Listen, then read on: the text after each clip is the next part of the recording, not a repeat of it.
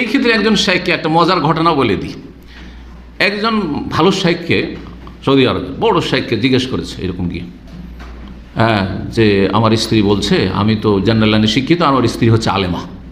ও আবার ইসলামী লাইনে পড়েছে, তো বলছে যে কোরআন হাদিস বলে যে আমার আলাদা ভরণ পোষণ দিতে হবে, সুতরাং আমাকে আলাদা বাসা দিতে হবে, তোমার বাপ মায়ের সাথে আমি থাকবো না, এটা শরীয়ত তো বাধ্য করছে না, তো আমি আলাদা বাসা পাওয়ার অধিকার রাখি, তো আমাকে আলাদা বাসা দিতে হবে। বেচারা ছিল সম্ভবত ইঞ্জিনিয়ার, ও জেনারেল লাইনের পড়া, এত ফতো জানে না, তো ফেঁসে গেছে, চলে গেছে শাইখের কাছে।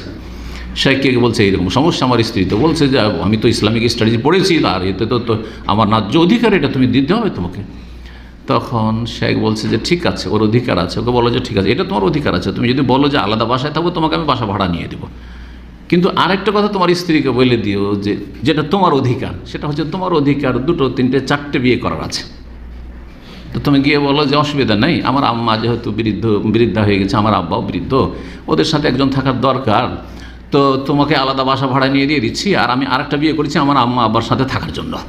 এই কথাটা গিয়ে বলো। তোমাকে বাসাও দিয়ে দিচ্ছি, ওটা তোমার অধিকার, তুমি পেয়ে গেলে, আর আমার অধিকার হচ্ছে যে আরেকটা আমি